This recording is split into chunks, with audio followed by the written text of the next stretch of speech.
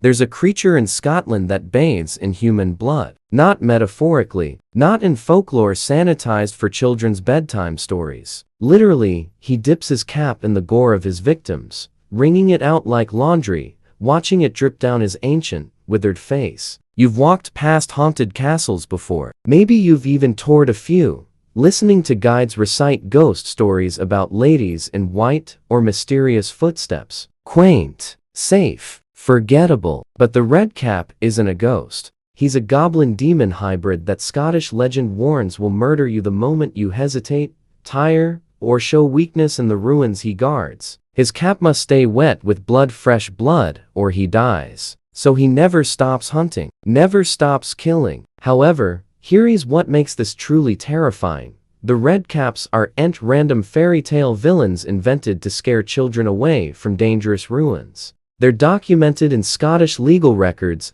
sworn testimonies, and historical accounts where real people, educated people, soldiers, nobles claimed encounters with these creatures cost them their lives or their sanity. The creature itself, picture this. You're exploring a crumbling border castle between Scotland and England at dusk. The kind of place where moss devours stone and doorways lead to nothing but sky. You hear something behind you, a scraping sound, like iron on rock. You turn. What you see isn't human. The Redcap stands roughly 4 feet tall, but his presence fills the space like something much larger. His body is gnarled and muscular, impossibly strong for his size. Think less garden gnome, more feral Wolverine compressed into goblin form. Long, skeletal fingers end in talons that Scottish accounts describe as eagle claws. His teeth are rust-colored iron, filed to points. But the eyes. Medieval texts emphasize the eyes burning red,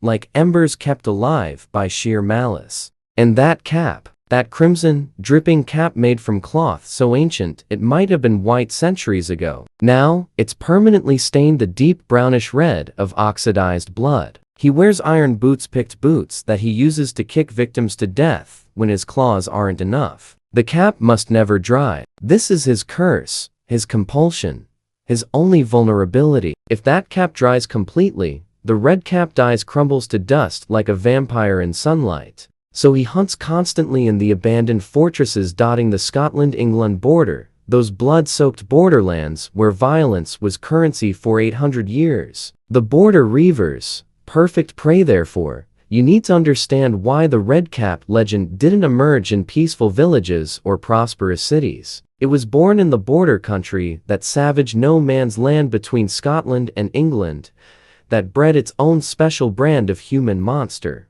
the Border Reivers. From roughly 1300 to 1600, the Anglo-Scottish border wasn't a line on a map. It was a war zone in slow motion. Families on both sides, Scottish clans and English surnames like Armstrong, Elliot, Graham, and Kerr, engaged in a brutal culture of cattle raiding, kidnapping, murder, arson, and blood feuds that lasted generations. They called it reiving. We'd call it organized crime meets tribal warfare. These weren't desperate peasants stealing to survive. Reiver families were often wealthy, owning substantial lands and fortified tower houses. They raided because it was their culture, their economy, their identity. A successful raid earned respect. Cowardice earned death, sometimes from enemies, sometimes from your own family. The ruins where Redcaps dwell were Reiver country castles. Places like Hermitage Castle, where violence soaked into the stone so deeply that locals claimed the walls themselves remembered every scream. But here is the connection that makes the Redcap legend chill your blood.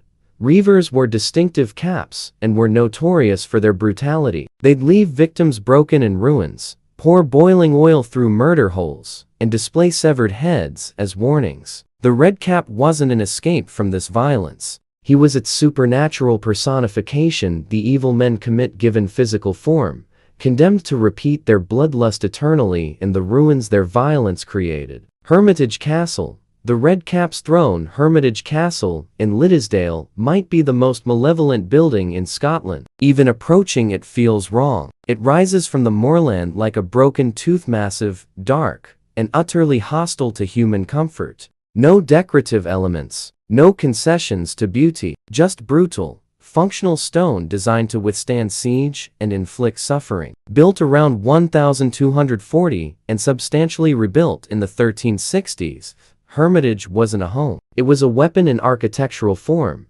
controlling one of the deadliest valleys in Britain, Liddesdale, called the bloodiest valley in Britain for centuries. The castle changed hands repeatedly through conquest and murder. It witnessed torture, assassination, witchcraft trials, and such concentrated evil that Scottish poet Sir Walter Scott, a man fascinated by dark history, said the castle filled him with dread he couldn't rationally explain. This is where the Redcap accounts concentrate most thickly. Lord Soulis, who held Hermitage in the early 1300s, was so tyrannical and possibly involved in dark arts that locals eventually captured him and, according to legend, boiled him alive in lead on the nearby stone circle. Whether that is literally true doesn't matter. What matters is that the legend exists because people believed he deserved that fate. After Soulis, the castle seemed cursed. Occupants died violently. Garrisons reported sounds they couldn't explain: scraping metal,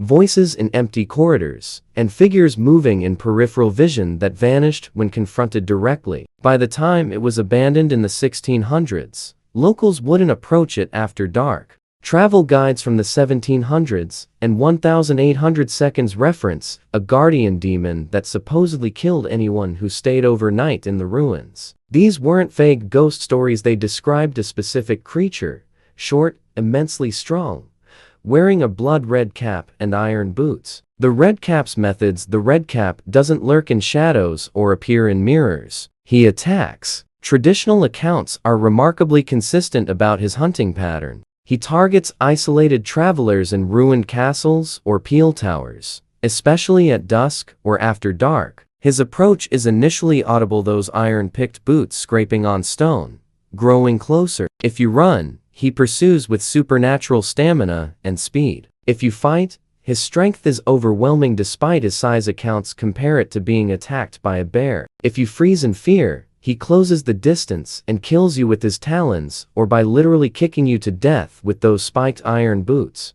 Then comes the ritual that gives him his name. He removes his cap, soaks it thoroughly in your blood, wrings it out over himself, and places it back on his head, freshly crimson. But here is the fascinating detail that separates the Redcap from random folklore monsters: he can be repelled. Not by physical force, you cannot overpower him. Not by running, you cannot outlast him. By faith. Specifically, by invoking Christian scripture or displaying religious symbols. Medieval accounts emphasize reading Bible verses aloud or displaying a cross or crucifix. When confronted with these, the Redcap shrieks a sound described as like iron scraping iron and disappears, leaving only a single large tooth behind as evidence he was ever there. This detail is crucial. It connects the Redcap to medieval Christian demonology, suggesting he's not just a murderous fairy creature, but something actively opposed to Christian faith, a demon in the theological sense. In 1759, a travel writer named William Hutton documented his journey through the border region. When he reached the ruins of a peel tower near Hermitage, his local guide refused to enter, even in broad daylight. The guide told him about the Redcap called Redcap Sly in that region and claimed 3 people within his father's memory had been found dead in border ruins with massive trauma wounds and no rational explanation. Hutton, skeptical but unsettled, explored alone. He reported feeling an oppressive weight in the tower and hearing metallic sounds he attributed to wind through armor debris. He didn't see anything supernatural. However, he noted something odd: animal bones scattered throughout the ruin, but no animal tracks or droppings. Something had killed animals there, but wasn't living there. In the early 1800s, folklorist Walter Scott, yes, the same one unnerved by Hermitage, collected Redcap accounts directly from elderly border residents. They described the creature with such consistent detail across different valleys and families that Scott noted he was either documenting a genuine unknown phenomenon or a remarkably stable shared cultural memory. One account from the Armstrong family described an ancestor in the 1600s who survived a Redcap encounter by reading Psalm 23 aloud while backing out of a ruined tower near Mangerton. The creature reportedly pursued him to the threshold, but couldn't cross it once the psalm was spoken. He described the redcap's eyes as like coals kept alive by bellows, and said the creature's rage at being thwarted was inhuman, not even bestial, but something colder. The folklore explanation: folklorists offer several theories about the redcap's origins. Some argue he represents cultural memory of the Picts, the mysterious pre-Scottish inhabitants who supposedly wore red-dyed caps and defended hillforts fiercely against Roman invasion. The redcap might be a demonized memory of these ancient warriors transformed into cautionary folklore. Others connect him to Scandinavian dunter or powery spirits, malevolent dwarfish creatures from Norse mythology that enjoyed human suffering and wore distinctive headgear. The most compelling theory, however, suggests the redcap emerged from the Border Reiver culture itself, a nightmare personification of their own violence. The Reivers created so much bloodshed in those ruins that the folklore invented a creature condemned to perpetually repeat their crimes, forever soaking his cap in gore, just as they forever soaked the borderlands in blood. But this theory has a problem. Redcap accounts predate the Reiver period. References appear in Scottish manuscripts from the 1200s, before the organized Reiver culture fully developed. Which means either the redcap legend is far older than the border conflicts that seem to define it, or something else is happening. Modern encounters. You'd think the redcap legend died with the abandonment of border castles. It didn't. Modern paranormal investigators and tourists exploring border ruins continue to report experiences that eerily mirror medieval accounts.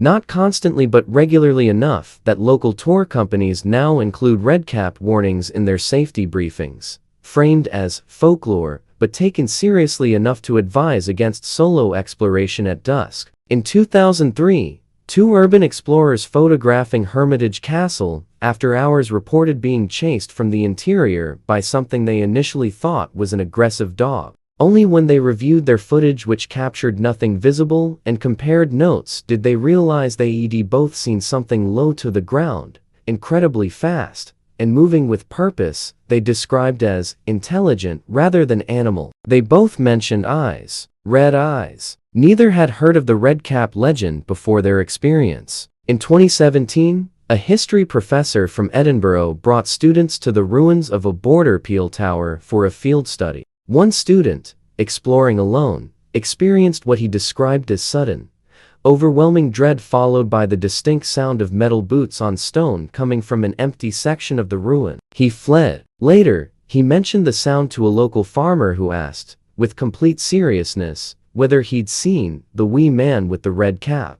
The student had seen nothing, but he'd heard something he still can't explain. The truth behind the terror. So what is the redcap? A demon? A fairy creature twisted by proximity to human evil? A cultural memory made manifest? A shared hallucination born from isolation and the oppressive atmosphere of ruins soaked in genuine historical violence? Here's what we know for certain. The Scottish borders were genuinely nightmarish for centuries. Real people committed atrocities in those castles that would qualify as war crimes by modern standards. They murdered, tortured, and brutalized with such consistency that violence became normalized across generations. And those ruins remain empty now, but not silent. Visitors consistently report feelings of dread, oppression, and being watched. Psychological responses potentially explained by infrasound, toxic mold spores, or simply the human brain's pattern recognition instincts overdrive in unfamiliar, dangerous environments.